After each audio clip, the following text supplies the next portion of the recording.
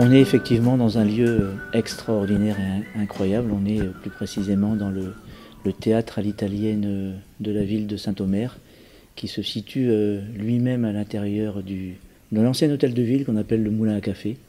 Et je dois vous dire au moment où je vous parle que c'est un vrai moment de bonheur et d'émotion et de souvenir pour moi. Parce que ici, tout gamin, j'avais quoi, à peine une dizaine d'années, j'ai foulé les planches de ce théâtre à l'italienne pour faire des spectacles. Alors certains riront peut-être, mais pour faire des représentations des scènes de spectacles de clowns. C'était dans le cadre des arbres de Noël des agents de la Poste, puisque mon papa a fait sa carrière à la Poste, et donc les arbres de Noël à l'époque se déroulaient ici, dans le théâtre de Saint-Omer. Et donc c'est toujours, on revient toujours ici dans ce lieu avec une certaine émotion, forcément. Et puis en plus, c'est l'hôtel de ville qui abritait les services de la ville de Saint-Omer avant d'avoir le centre administratif aujourd'hui. Et c'est ici que j'ai commencé ma carrière dans la territoriale, dans la fonction publique territoriale. Donc voilà, double émotion en quelque sorte. C'est un lieu extraordinaire, bien évidemment. Vous regardez la beauté du site, ses couleurs, cette architecture. Enfin voilà, je veux dire, c'est vraiment quelque chose d'extraordinaire.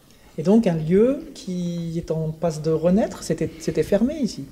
C'était fermé pour des questions de sécurité, hein, comme on nous l'a expliqué à l'instant. Il est toujours très compliqué de rouvrir ce type d'établissement avec des normes excessivement strictes.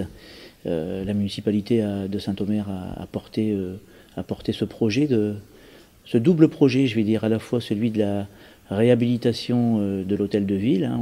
On a vu combien le théâtre, le Moulin à Café était aussi un bâtiment à l'architecture extraordinaire avec cette pierre blanche absolument magnifique, aujourd'hui qu'elle est refaite. Et puis à l'intérieur, ce théâtre qui est aujourd'hui, ou qui est en passe d'être restauré, et pour lequel, bien évidemment, Sophie Guarot et moi avons porté un regard particulièrement attentif et bienveillant lorsque la municipalité de Saint-Omer a sollicité le département pour que le département, notre collectivité, de la proximité et de la bienveillance, puisse accompagner ce projet dans le cadre de la contractualisation.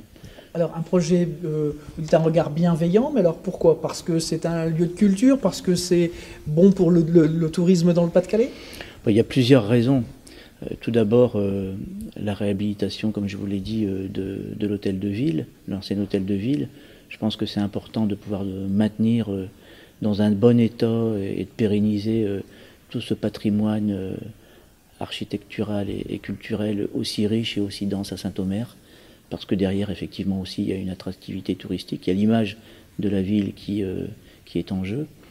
Et puis ce théâtre, je pense que c'était important de le restaurer parce que c'est effectivement, demain, ce sera effectivement un lieu pour des milliers, je pense, de visiteurs qui viendront, qui ne sont pas forcément férus de théâtre ou de spectacle, mais qui simplement pour la beauté du site viendront ici pour regarder le magnifique plafond, les lustres, les broderies, le bois, les sculptures. C'est vraiment extraordinaire. Et puis aussi pour permettre de redonner vie à ce théâtre en y adossant une saison culturelle digne et à la hauteur d'un lieu comme celui-là. Je veux dire. Donc pour toutes ces raisons, le département, bien évidemment, dans un rapport de force gagnant-gagnant, c'est aussi l'objet et le sens de la contractualisation. Il est partie prenante sur cette opération pour 1 500 000 €.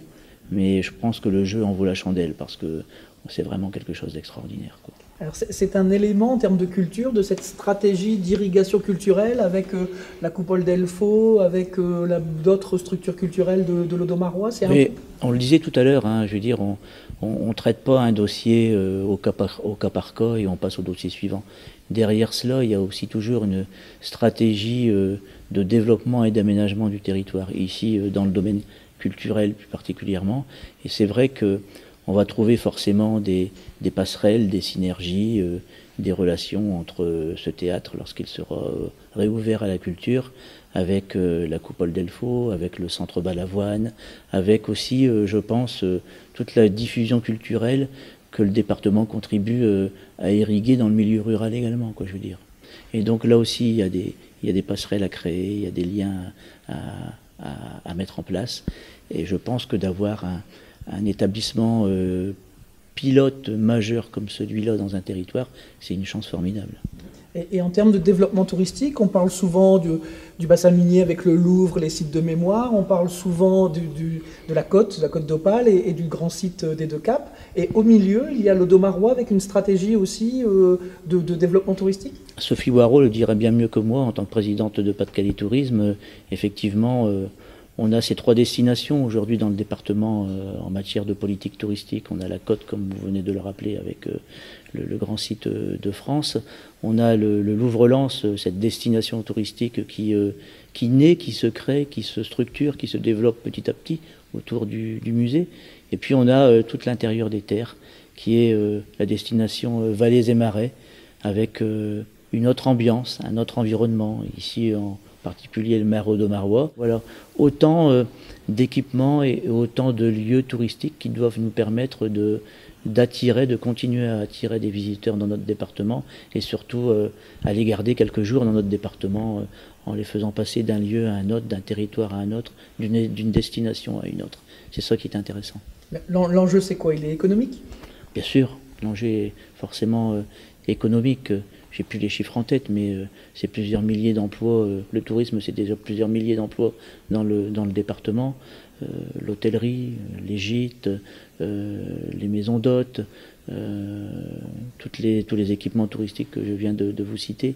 Bien sûr, il y a bien évidemment un intérêt en termes d'emploi et tout ce qui contribue à garantir et à faire fructifier l'emploi dans notre département, c'est tout bon pour l'économie locale et pour nos restaurateurs, pour nos artisans, nos commerçants. Enfin voilà, c'est véritablement un ensemble et je pense que chacun tire profit de l'autre et c'est cela aussi ce à quoi nous devons réfléchir et penser à chaque fois que nous investissons dans un équipement, dans une opération, dans un projet et dans un équipement comme celui-ci.